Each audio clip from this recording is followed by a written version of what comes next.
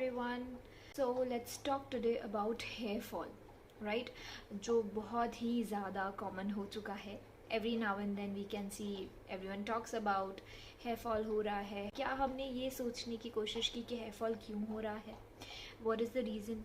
Because of the chemicalized products in the market.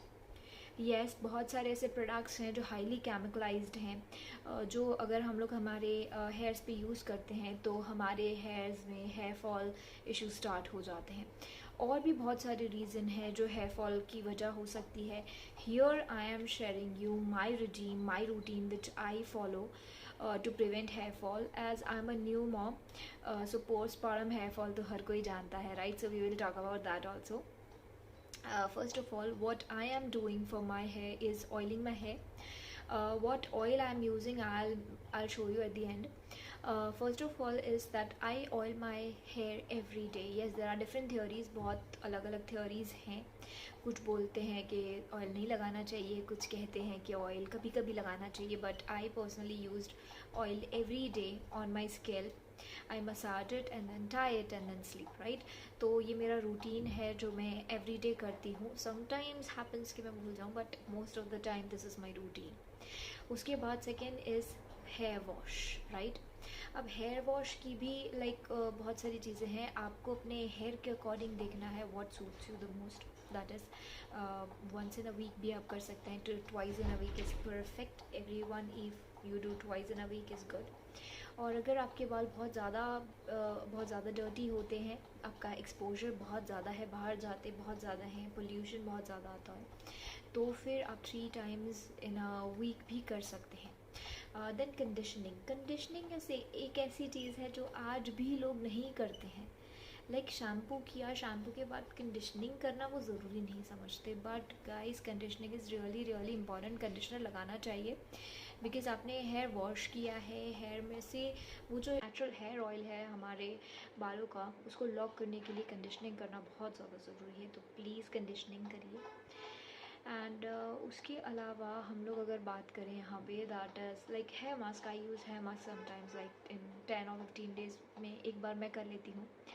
कौन सा hair mask करती हूँ वो भी मैं आपको एंड में बताऊँगी. उसके अलावा जैसे पिलो की बात की जाती है, satin pillow and cotton pillow, that actually doesn't has any different for me. अगर मैं कॉटन पिलो कवर्स भी यूज़ कर रही हूँ तो कोई ज़्यादा डिफरेंस नहीं है, राइट? हमें यहाँ पे मेन जड़ ये पकड़नी है कि हेयर फॉल हो क्यों रहा है. तो सबसे पहली चीज़ इफ़ आई वुड सजेस्ट इसके आप ट्राई करिए, देखिए जब भी आप कोई प्रोडक्ट यूज़ कर रहे हैं कि वो कितने केमिकलाइज्ड हैं या फिर कितने नेचुरल हैं. आपको ये देखना है, और जो आपके लिए सबसे ज़्यादा सूटेबल है और जिसमें केमिकल्स नहीं है वो वाले प्रोडक्ट्स आप यूज़ करें तो आपके हेयर्स के लिए ज़्यादा अच्छा होगा. प्लीज़ सिर्फ ऐसी मार्केटिंग को देख के ना यूज़ करें प्रोडक्ट्स.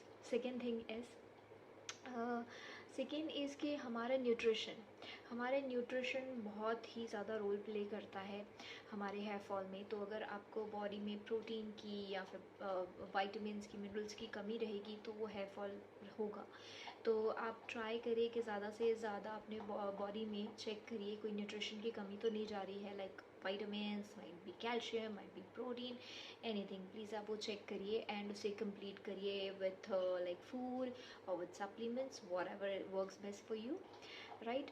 एंड उसके अलावा जैसे मैंने कहा, postpartum hair fall is extreme. Yes, it is extreme, it is real, but यही सारी चीज़ें आप फॉलो करके उसको भी काफ़ी हद तक आप कंट्रोल कर सकते हैं. देखिए होता क्या है, पोस्टपार्टम के टाइम प्रेगनेंसी के टाइम पे हमारे जो हेयर फॉलिक्स हैं वो लॉक हो जाते हैं, तो उस टाइम पे हमें हेयर फॉल नहीं होता, राइट? एंड उस टाइम पे हेयर काफ़ी घने, स्ट्रॉन्ग और लॉन्ग दिखते हैं. एंड जब भी पोस्टपार्टम में हम लोग एंटर करते हैं, मोस्टली अबाउट 3 to 4 months हो जाते हैं. That is a peak time we would say, कि जब हेयर फॉलिक्स सारे खुल जाते हैं और हमारे हेयर शेड करना शुरू होते हैं. जब वो एक्सट्रीम शेडिंग होती है तो हमें लग रहा है हेयर फॉल हो रहा है, बट दैट इज़ शेडिंग जो प्रेगनेंसी के टाइम पे नहीं हो पाई. एंड उसके अलावा जैसे न्यू हेयर ग्रोथ भी होगी, but the thing is you have to promote it with the proper nutrition, with the proper hair care routine जो आपको फॉलो करना रहेगा. जैसे कहा जाता है जिस चीज़ की आप केयर करोगे वो चीज़ अच्छी रहेगी. तो please take care of your hair. Please देखिए what kind of product you are using, how it is. अब जैसे मैंने कहा था, मैं लास्ट में शेयर करूँगी what product I use. I use this assure hair oil, arnica and tea tree extract का ऑयल है ये। ये मैं ऑलमोस्ट 3 ईयर्स से यूज़ कर रही हूँ और this works wonders for my hair. और ये नॉन ग्रीसी है तो मैं एवरीडे भी लगाती हूँ, किसी को समझ में भी नहीं आता। Right now I am also having like, अभी भी मेरे बालों में हेयर ऑयल है बट इतना समझ में नहीं आता है। This is non greasy, so this is so good for me. And उसके अलावा जो मैं हेयर मास्क यूज़ करती हूँ that is of also assure, which is like coconut and banana का हेयर मास्क है। अगर आपको चाहिए तो उसके भी डिटेल में एक वीडियो मैं दे दूँगी।